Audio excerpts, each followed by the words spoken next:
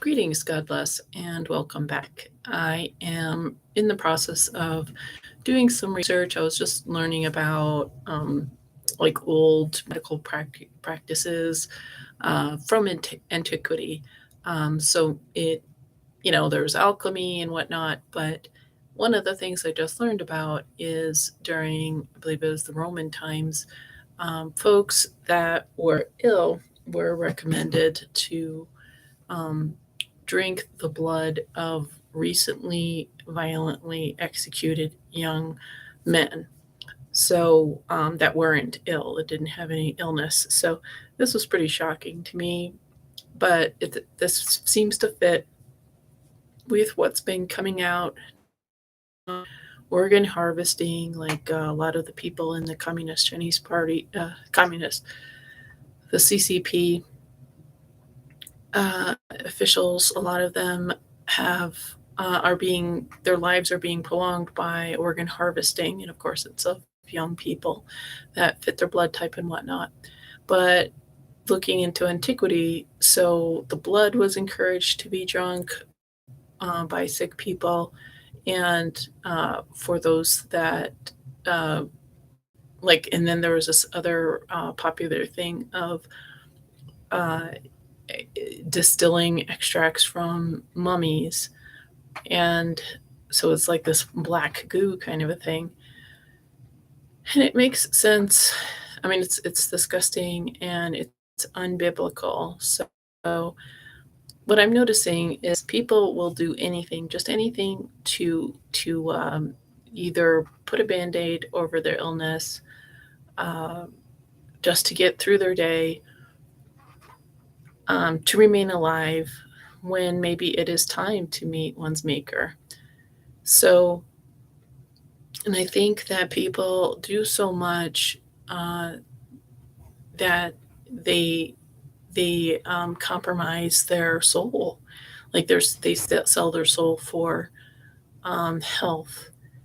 And I mean, I do think it's important, eat right, do healthy lifestyle, and you know, get proper care if you've broken a bone, or if you need to take some herbs for healing, or if you really feel it's necessary to do a heroic medical procedure. I mean, and of course, whatever you feel like you need to do, you need to do. But I am just wondering, like with these CCP guys who have, like, there's one guy who brags that he has like none of his organs belong to him. Like all of his organs, all of his major organs, have been replaced by probably this organ transplant, human trafficking thing that is coming to light. And it's not just in China. We lose in the United States 800,000 children go missing a year. And somehow, even with all the surveillance that we have going on, nobody knows where these 800,000 children go. And we know that there's all this human trafficking, sex trafficking, and satanic ritual abuse. But of course, there's organ harvesting. And we've heard in recent times, like with the whole Pizzagate information about adrenochrome. And that's one of the things that I'm noticing in this book that I'm reading, that these young men who are like, it was like young gladiators, or some other kind of violent death that these young men were subjected to. And so they say that it has to be this violent death. So what happens when you're in violence, right? Your adrenaline is up. So that's I think this was like mass consumption of adrenochrome, but it wasn't like tortured babies, which I mean, nobody should be tortured, and nobody's blood should be drunk. I mean, that just shows what a satanic world that we find ourselves in. And we have been so blessed by Christianity that has protected us and blinded us from the demonic, satanic uh, realm that we are in. But yeah, so uh, cannibalism has been a thing in the West. I think we've only thought of it as either something dire that people have done, and it seems like in dire situations, people have drunk this blood or um, consumed mummy artifacts or whatever. And apparently, this mummy consumption was uh, in the 1800s, so it's fairly recent for the West. Uh, so, anyways, it I'm just discovering today, March 19th, 2023, that people have been cannibalizing and they're not realizing it, or they're not thinking about it. And they're just like, well, this is a medical protocol. And they've eaten mummy parts and they did it in antiquity. And it looks like they did it recently, and with the whole adrenochrome and organ harvesting kind of situation, it's nothing new. That's what I'm discovering. It's nothing new. And I think, like, number one, you know illegal, coercive organ harvesting, murder, execution of young people, um, for to like or they did not God did not make them God. If God chose that somebody, some high level CCP person or American government official, if they've got a failing liver or whatever, like, and like, maybe that's your time to go. You don't get to cut short other people's lives. And the problem with organ harvesting in the United States is, so people, I mean, I was like this for years. I was like, yeah, my ID, I'm going to say, donate my organs. But the thing is, now think about this. So a hospital's mandate is to make money. It's not there to heal. It's not there to preserve life. It's there to make money. So when you have a young, healthy person who OD'd on drugs, and so you've got two lungs, two eyes, a heart, a liver, a spleen, kidneys. So you have all this to harvest, right? Even though that guy he can be healed, like, you can make millions off of killing this young guy. What's a hospital going to do? They're going to kill that guy. And that's a thing. That's not something I just made up. It's something that's a controversy, and nobody wants to talk about it. It's been going on for decades, and there's also, like, executions of elderly people for their estate. So this is just a thing. There's a lot of corruption in the medical industry, and yes, I know there's nice people who work there, but I do believe that the handful of nice people are lures to get skeptics of the system. It lures us into the system. And then because the system is demonic and greedy, so it wants as many victims as possible. And the system wants to cause suffering, not only destruction and death, but suffering. And I would say the medical system is very good at creating suffering, and, like, with all the insurance stuff, all the weird problems, and just upselling new horrible medical protocols that don't work and that create more problems. And people don't have their wits about them to extricate themselves from it once they start.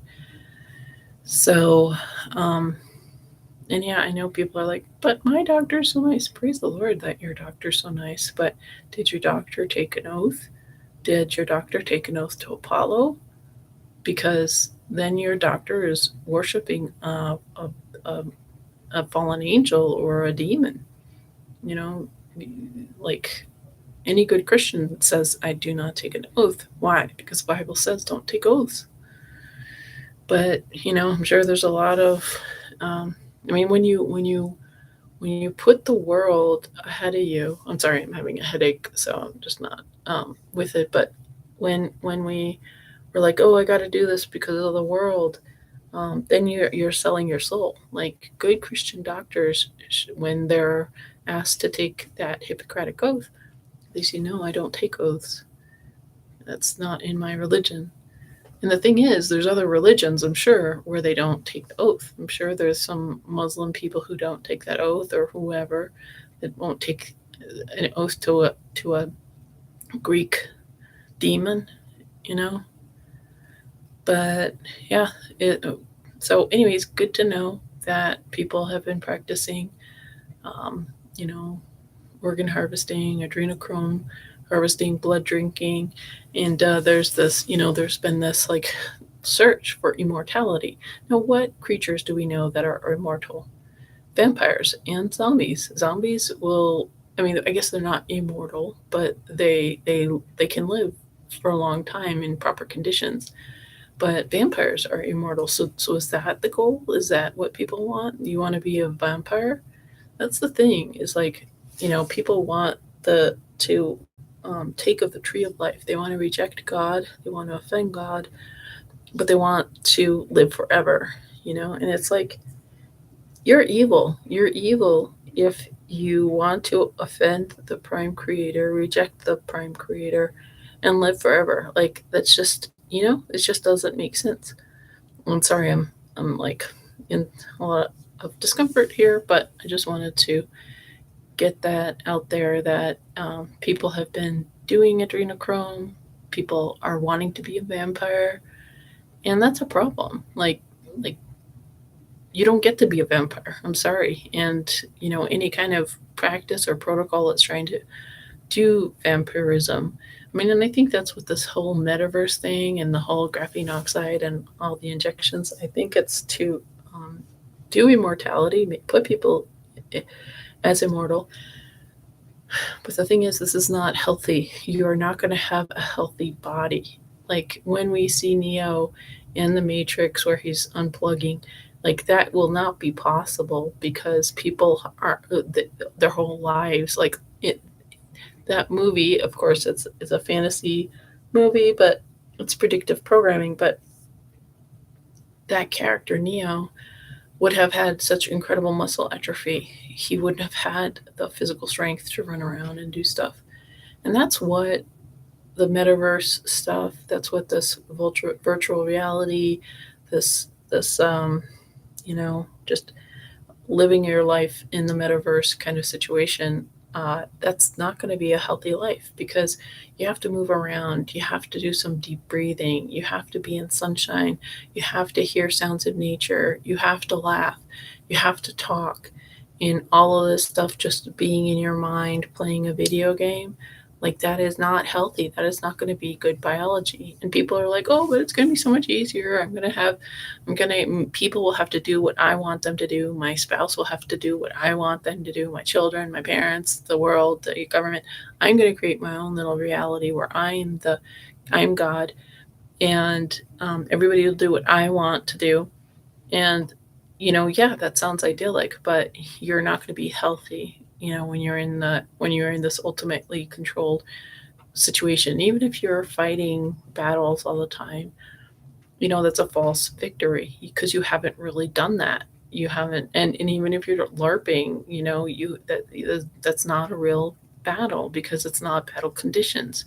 You haven't been starved. You haven't been walking wounded, or one of your comrades isn't having dysentery. So then you get dysentery. I mean, like people are so we're so blessed. We're so blessed. And when this rug is pulled out from under us, we are going to be really. It's going to be just the worst ever because people are just so unprepared. But what do you guys think? Do you think people should live forever? Do you think that should be pursued? Do you think people should be uploaded to the metaverse, under coercion or willingly? What do you think about this process in antiquity of drinking violently executed, murdered young men? Like, what do you think about people um, killing young people because they want their organs or they want their blood because they want to be young forever? What do you think about that? I think it's horrible. I'm like, God, just come quickly, return soon, because this is just, it's terrible. But the fact that it's been going on for millennia means that, who knows, maybe we have another millennia to go before Jesus returns. But thanks for watching. Bye-bye.